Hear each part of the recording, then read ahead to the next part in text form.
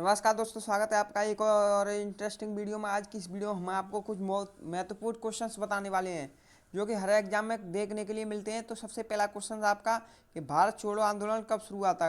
यानी आपसे पूछा गया है भारत छोड़ो आंदोलन कब शुरू हुआ था। यानी ऑप्शन ए 1919, ऑप्शन बी है 1920, ऑप्शन सी है 1942, ऑप्शन डी है 1917। तो जो आपका भारत छोड़ो आंदोलन था वो आपका 1942 में शुरू हुआ था। अब बात कर लेते हैं 1919 की। तो आपका जो जलियांवाला बाग हत्याकांड हुआ था जो 1919 में घटित हुआ था। और बात कर लेते हैं 1920 की। तो आपके 1920 में असहयोग आंदोलन शुरू किया गया था महात्मा गांधी द्वारा। और 1917 में जो आपका था चंपारण आंदोलन शुरू किया गया था। गाइस अब चलते हैं नेक्स्ट क्वेश्चन पर। नेक्स्ट क्वेश्चन में आपसे पूछा है कि भारत का नेपोलियन किसे कहा जाता है। यानी नेपोलियन के नाम से किसे जाना जाता है। Option A Samudragupta, option B है औरंगजेब, ऑप्शन सी है विक्रमादित्य, ऑप्शन डी है अशोक। तो भारत का नेपोलियन इसे यहाँ पे हम समुद्रगुप्त को कहते हैं। अगर हम बात कर लेते हैं औरंगजेब की, तो औरंगजेब को जिंदा पीर कहा जाता है। और अगर बात करें विक्रमादित्य की, तो विक्रमादित्य को यानी चंद्रगुप्त द्वितीय कहते हैं। यानी विक्रमादित्य को चंद्रगुप्त द्वितीय कहते हैं। अब चलते हैं नेक्स्ट क्वेश्चन पर गाइस। नेक्स्ट क्वेश्चन में आपसे पूछा गया है कि फूलों की घाटी किस राज्य में है। यानी फूलों की घाटी वो पूछा गया है कि आपके फूलों की घाटी किस राज्य में स्थित है। Option A Jaipur, option B है लखनऊ, ऑप्शन सी है मुंबई, ऑप्शन डी है आगरा।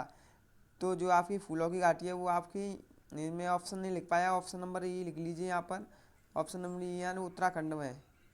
आपकी जो फूलों की घाटी है वो उत्तराखंड में स्थित है। अब बात कर लेते हैं जयपुर की। तो जयपुर को आपको पता है पिंक सिटी कहते हैं, यानी गुलाबी शहर के नाम से जाना जाता है। लखनऊ की बात करें तो लखनऊ को नवाबों का शहर कहते हैं। मुंबई की बात करें या मुंबई से भारत का प्रवेश द्वार कहते हैं। आगरा तो आप जानते हो, आगरा में ताजमहल स्थित है। इसे शाहजहाँ के द्वारा बनवाया गया था। और आगरा पेटा नगरी भी कहलाती ना, आगरा पेटा नगरी के नाम से भी जानी जाती है।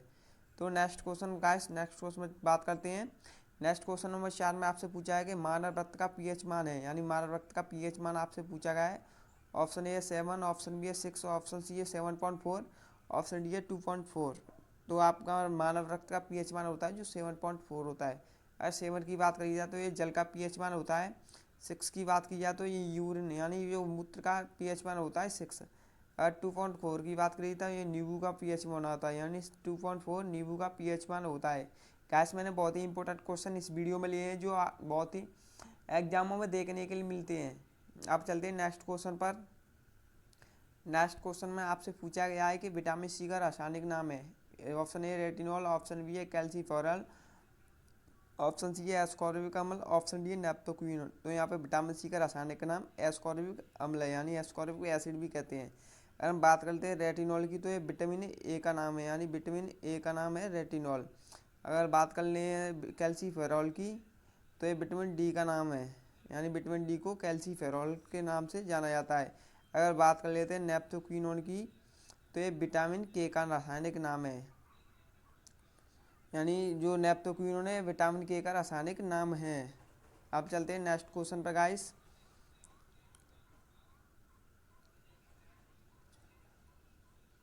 नेक्स्ट क्वेश्चन नंबर 6 आपसे पूछा है कि किसान दिवस कब मनाया जाता है।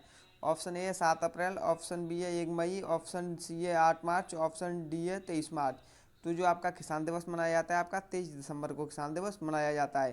अब हम बात कर लेते हैं 7 अप्रैल की। तो 7 अप्रैल को स्वास्थ्य दिवस मनाया जाता है। यानी जो स्वास्थ्य दिवस मनाया जाता है वो 7 अप्रैल को मनाया जाता है। अगर बात की जाए 1 मई को, तो 1 मई को आपका विश्व मजदूर दिवस मनाया जाता है। बात करते हैं यहाँ पर हम 8 मार्च की, बहुत ही इंपॉर्टेंट है, अधिकतर एग्जामों में देखा गया है 8 मार्च को। यानी कौन सा दिन मनाया जाता है, तो 8 मार्च को आपका महिला दिवस मनाया जाता है। यानी विश्व महिला दिवस आपको 8 मार्च को मनाया जाता है। अब चलते हैं next question guys. Next question बहुत ही इंपॉर्टेंट क्वेश्चन है। इसमें अधिकतर कन्फ्यूजन उत्पन्न होता रहता है। यानी क्वेश्चन में पूछा गया आपसे उच्च न्यायालय के न्यायाधीश की सेवानिवृत्ति की आयु, यानी उच्च न्यायालय का जो न्यायाधीश होता है उसकी रिटायरमेंट एज आपसे पूछी गई है। ऑप्शन ए है 60 वर्ष, ऑप्शन बी है 62 वर्ष, ऑप्शन सी है 65 वर्ष, ऑप्शन डी है 70 वर्ष। तो जो आपके उच्च न्यायालय की जो रिटायरमेंट एज होती है वो आपकी 62 वर्ष होती है। अगर आप 65 वर्ष की बात करें तो ये आपके सर्वोच्च न्यायालय की न्यायाधीश की उम्र रिटायरमेंट एज होती है आपकी 65 वर्ष। इसलिए कन्फ्यूजन में ना पड़े। यानी उच्च न्यायालय की न्यायाधीश की उम्र आपकी 62 वर्ष होती है रिटायरमेंट की। और सर्वोच्च न्यायालय की रिटायरमेंट की एज की बात की जाए तो आपके 65 वर्ष होती है। इसलिए कन्फ्यूजन में ना हो। नेक्स्ट क्वेश्चन है गाइस। नेक्स्ट क्वेश्चन में आपसे पूछा गया कि निम्न में से कालिदास द्वारा रचित पुस्तक है, यानी आपसे पूछा है कि कालिदास के द्वारा कौन सी पुस्तक रचित है। ऑप्शन ए बीजक, ऑप्शन बी है विज्ञान शाकुंतलम, ऑप्शन सी है आनंद मठ, ऑप्शन डी है विंग्स ऑफ फायर। तो जो कालिदास द्वारा रचित है वो अभिज्ञान शाकुंतलम है। अगर हम बात कर लेते हैं बीजक की तो ये आपके कबीरदास द्वारा रचित है। अगर हम बात कर लेते हैं आनंद मठ की तो इसके रचयिता आपके बंकिम चंद्र चटर्जी हैं। अगर बात करें विंग्स ऑफ फायर है, ये मोस्ट इम्पोर्टेंट है, यानी ज़्यादातर 90% एग्जाम में इसी के चांस होते हैं। यानी विंग्स ऑफ फायर इसे डॉक्टर एपीजे अब्दुल कलाम ने लिखा था, जिन्हें हम भारत में यानी भारत का मिसाइल मैन भी कहते हैं, डॉक्टर एपीजे अब्दुल कलाम को। अब चलते हैं नेक्स्ट क्वेश्चन का गाइस। नेक्स्ट क्वेश्चन आपसे, भारत के प्रथम शिक्षा मंत्री थे। तो आपसे प्रश्न में भारत के प्रथम शिक्षा मंत्री पूछे गए हैं। Option A Rajendra Prasad, option B है बलदेव सिंह, ऑप्शन सी है अबुल कलाम आज़ाद, ऑप्शन डी है सरदार वल्लभ भाई पटेल। तो जो भारत के प्रथम शिक्षा मंत्री थे वो अबुल कलाम आज़ाद जी थे। हम बात कर लेते हैं राजेंद्र प्रसाद जी की, तो ये भारत के प्रथम राष्ट्रपति थे। और बात करते हैं जब बलदेव सिंह की, जो प्रथम यानी रक्षा मंत्री थे, बलदेव सिंह प्रथम रक्षा मंत्री थे। और अगर बात करें सरदार वल्लभ भाई पटेल की, ये हमारे प्रथम उप प्रधानमंत्री थे, यानी पहले उप प्रधानमंत्री का पद हुआ करता था लेकिन अब इसे हटा दिया गया है। और जिन्हें यानी ये प्रथम गृह मंत्री भी थे, यानी सरदार वल्लभ भाई पटेल थे जो प्रथम गृह मंत्री थे, जिन्हें हम लोह पुरुष के नाम से भी जानते हैं। तो गाइस मैंने बहुत ही इंपॉर्टेंट क्वेश्चंस लिए हैं इस वीडियो में, आप देख सकते हो। मैं सभी के सभी ऑप्शनों को आपको बता रहा हूँ, यानी आपका रिवीजन भी बढ़िया तरीके से हो सकता है इससे। अब चलिए नेक्स्ट क्वेश्चन पर गाइस। नेक्स्ट क्वेश्चन में आपसे पूछा गया है कि मागास्थनीज किसके शासनकाल में था। Option A Chandragupta Maurya, option B Harshavardhana, option C Vikramaditya, option D Ashoka. जो मेगास्थनीज था वो आपके चंद्रगुप्त मौर्य के शासनकाल में था।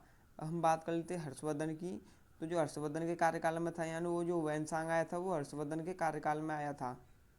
अगर हम बात कर लेते हैं विक्रमादित्य की, जो फायान था, यानी जो फायान आया था वो विक्रमादित्य के कार्यकाल में आया था। विक्रमादित्य को चंद्रगुप्त द्वितीय भी कहते हैं।